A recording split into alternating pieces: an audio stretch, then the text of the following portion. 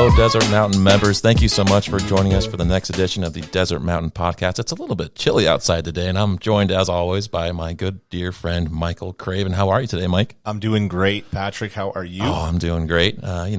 Just got done with Christmas, and, maybe...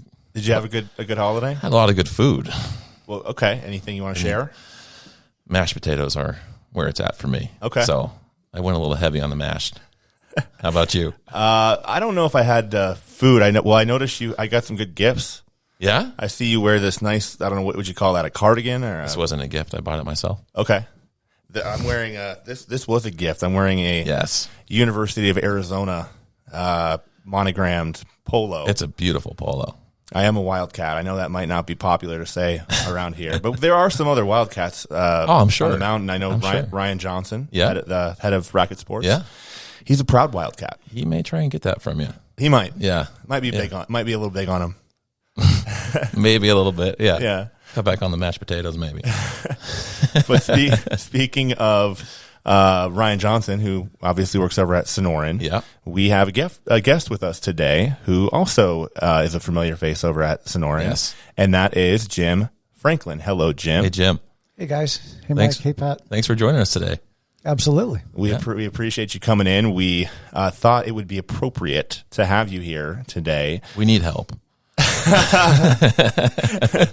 Well, I think a lot of people do around the holidays, because you eat too much. You eat too many cookies and cakes, or in Patrick's case, mashed potatoes. And people often are looking to try to get back on track in the new year. Right. So what better way than to have you who can tell us about all of that? Sure. Well, occasionally we'll see a lot of people come in and they're determined, they haven't done anything for 50 years and they're going to get in shape in one day. And they come in first thing in the morning, they spend 3 hours in the gym and they can't make it home. They're just wiped out. So, you have to be a little smart with what you're doing. Do it in a gradual increase. Right. Ease into it. Right. Exactly. Well, we talked a little bit before we started recording, and you mentioned that at Desert Mountain, for whatever reason, and I hope we don't jinx it, but it's not overly crowded in the gym after the new year. Is that usually true? Usually the case? That is true. A lot of gyms, down in the valley, you get the New Year's resolution rush where people will impulse buy a membership at a club and go use it for 2 or 3 weeks, and then that's it. Right. Our members have generally been here for quite a period of time. A lot of them may be away at their other home during the Christmas holidays. So we usually don't see things picking up until the second, third week of January.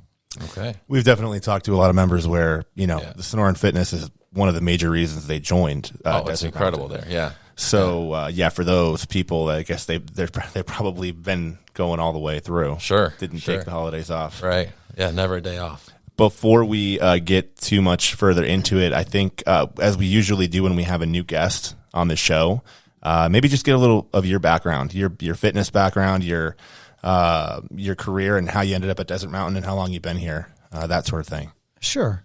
I went to school and received a double major in business management and exercise science. Started out working for a company that was part of Club Corp as an athletic trainer, and just kind of worked my way up through a variety of different clubs within Club Corp and then outside in other companies, eventually winding up in Phoenix at DC Ranch Village Health Club, which I opened in 2005. Very cool. And then transitioned over to here, and I've been here for 4 years now. Awesome. Where did you go to college? Houston Baptist University. Okay. Most people probably haven't heard of that, but I actually went there on a gymnastics scholarship. Wow. You're a gymnast. I was. I didn't know that. I think once a gymnast, always a gymnast, right? All right. For those of you watching on YouTube, we're going to have Jim. We're going to have Jim do a backflip right here in the studio. That is so cool, Jim. I had no idea. So that's one podcast fact of the day. Right there. Super cool. Yeah. Okay. So you wound up in Arizona. You wound up at Desert Mountain. What do you think? I don't know. What was it for you about Desert Mountain that set it apart? I mean, the facility over there is obviously great. But was there something that really drew you here? I just liked everything about Desert Mountain. I went through several interviews in my process of being hired, and everyone was amazingly gracious. I spent a lot of time talking to Damon DiOrio and part of the interview process. Incredible guy, and the whole Sonoran complex was just amazing. It had just gone through a multi-million-dollar renovation, and there's really nothing it doesn't have. Well, it didn't have gym at the time. But now it does. Now we're complete. Well, when you say there's nothing it doesn't have, that just before we forget, I know you, in talking about some things that are happening for the new year, can you tell us about the new equipment that you told us you had? Exciting stuff coming rolling in. Yeah. So we're getting new spin bikes. All the spin bike manufacturers out there do a dull gray or dull yellow. There's not really anything noticeable that'll really draw your attention. Is there a reason for that? It's always just I don't know. Most spin rooms are dark, so maybe they don't. People don't notice. Yeah. But we've got a connection with Techno Gym, which is a company based out of Italy, and they make some really premium weight equipment, cardio equipment, and I was able to get them to resurrect a discontinued color. So our new bikes will be Ferrari red. Wow. So cool. Watch out for those cops. I've seen some red Ferraris driving around the mountain. Oh, totally. And now we've got them at the Sonoran too. How cool is that? That's really cool. That's really cool. Is the Italian company, is that a connection that Arnaldo had originally? Actually, I've bought some equipment from them before Arnaldo started. Okay. Having him here definitely helped us with our pricing. That's fantastic. Very nice. How about that? That's pretty cool. Yeah. What about, so I know you're in charge of kind of the programming over there. Do you want to touch on maybe let's just say somebody did want to get in. Maybe they haven't been going. I know that we probably don't have a lot of that, but if someone did want to just start and say, you know what, I haven't gone in a while, or I want to jump back into it. Or I had too many mashed potatoes over Christmas. What would you recommend that how would they start? I know you said start slow, but anything specific that you could recommend? Well, we have a lot of new equipment, and we constantly update it to make sure we've got the best equipment out there. So some of it isn't very intuitive for new members or new users trying to access that equipment. So we hold a new member equipment orientation, or not a new member, but a member equipment orientation every Thursday at 11 o'clock. You can sign up online, and a trainer will take you through the equipment, show you how to adjust the seat height properly, how to do the range of motion correctly, speed of movement, all those things so that you're exercising safely. And then beyond that, you can work out with a trainer or work out on your own if you feel more comfortable, whatever works best for you. That's cool. Yeah. That makes you feel comfortable. Right. Everything. Yeah. How many times are you intimidated by a machine because you're not exactly sure how it works? True. And I've actually found that over the years, once you start going to the gym daily, whether you're doing cardio or lifting or both, you feel comfortable. But even if you spend some time away and then you go back, you feel a little uncomfortable. Yeah. Maybe I don't know if I quite fit in here anymore. I haven't, been here in a while. Yeah. So that's cool. That would help to get you kind of back in the mix. Yeah. Jim, what about group classes? I think a lot of times people also might be intimidated to just start on their own. Maybe a group thing is right for people. What kind of group classes do you have? We have several classes. We've got a variety of everything from muscle to sculpt, spin, yoga, Pilates, anything that you might want to try, we can offer for you. I have 85 classes a week on the group fitness schedule with a variety of instructors. All the instructors will generally introduce themselves when the class starts. If there's any new members at that time, they'll identify them and make sure they spend extra time making sure they're set up correctly on the equipment. So we can offer something for a beginner all the way through anyone who does an expert level class. What about personal trainer? I know that's something that's kind of popular, especially around here with like a golfer. They go down to the Gym Play Performance Center. Sure. They have their own golf coach. Then can they head back up to coach. Sonoran and get their own fitness coach? Exactly. And we've been working with a lot of the coaches at the Performance Center to make sure that we can integrate a seamless transition for them. Oh, wow. I have 14 personal trainers with a variety of certifications, education, experience, background, specialties.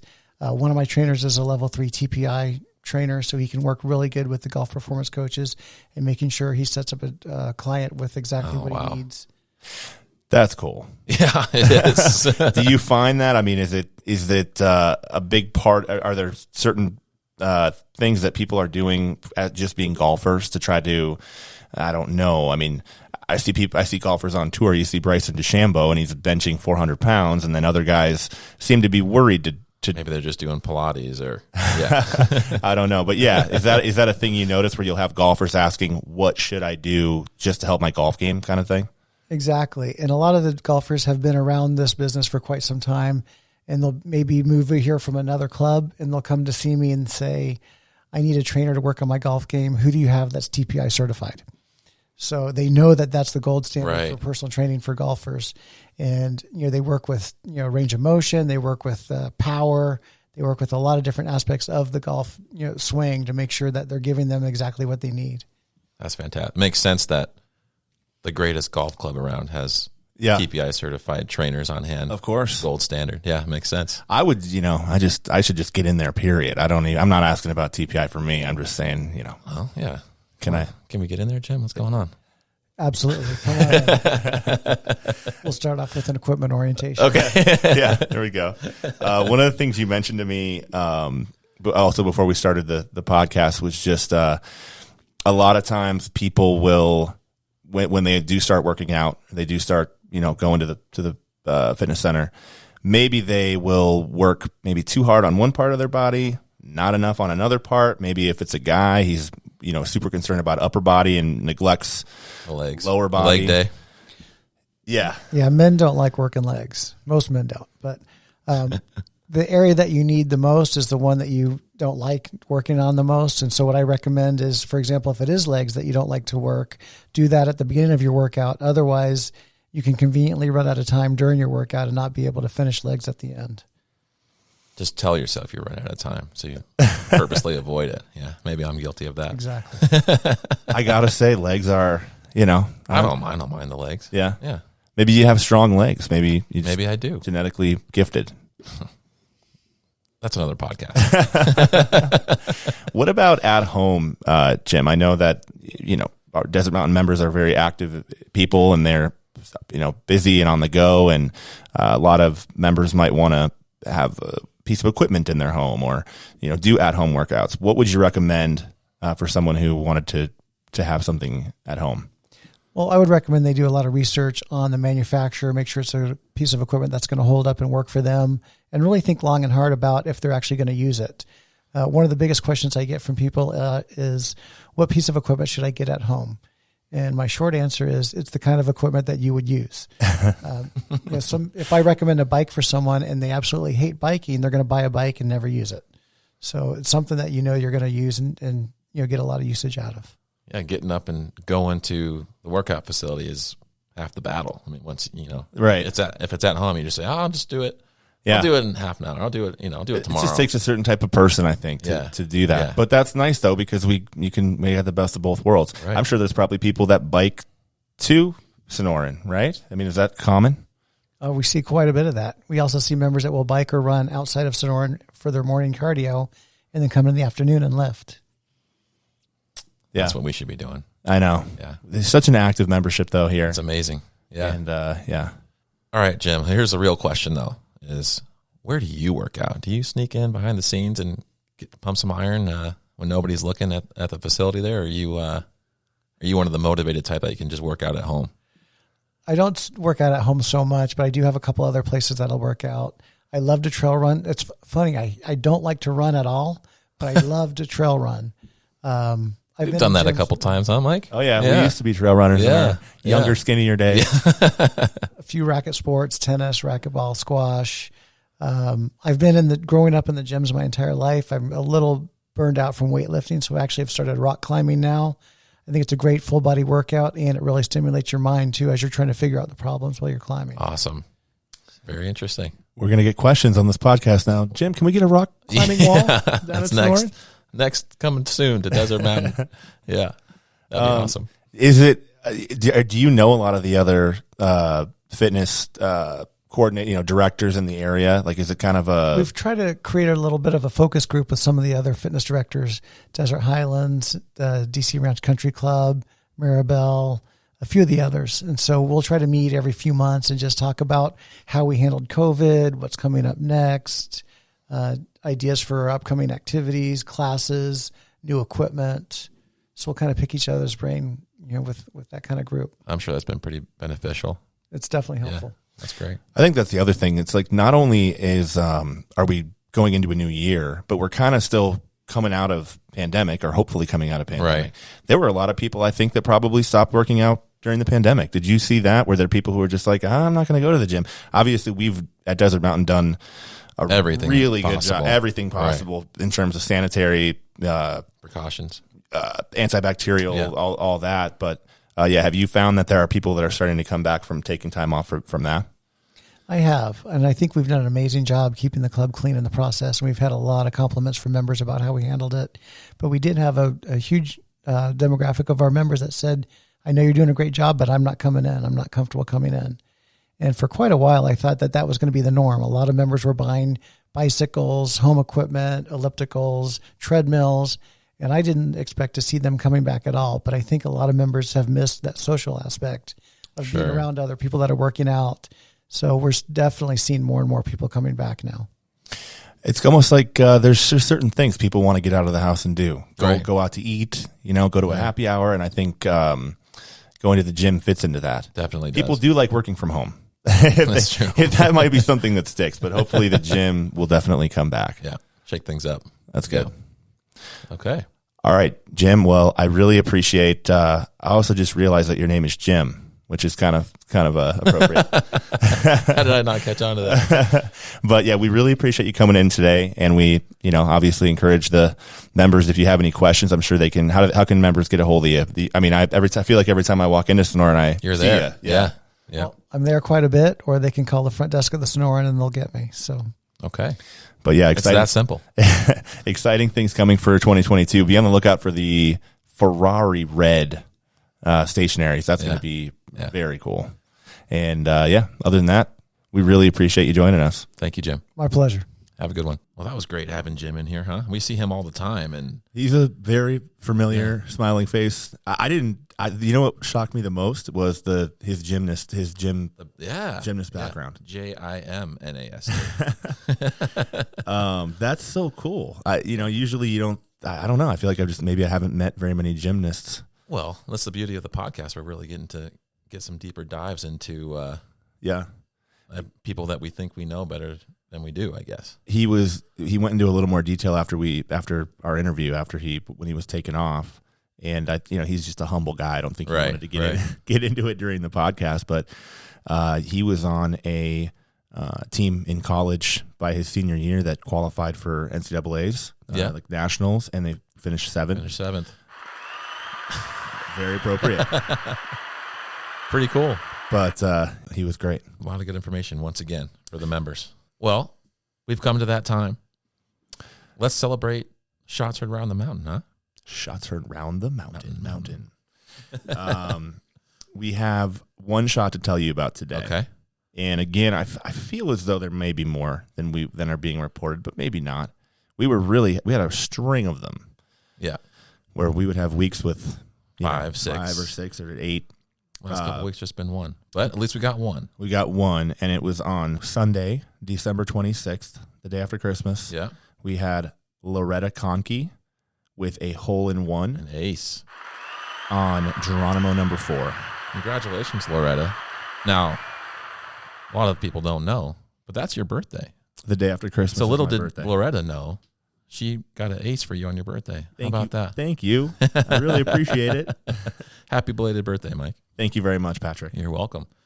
And I think that rounds out the podcast, huh? I think that, the next time, should I do that annoying thing where I go, well, see you next year?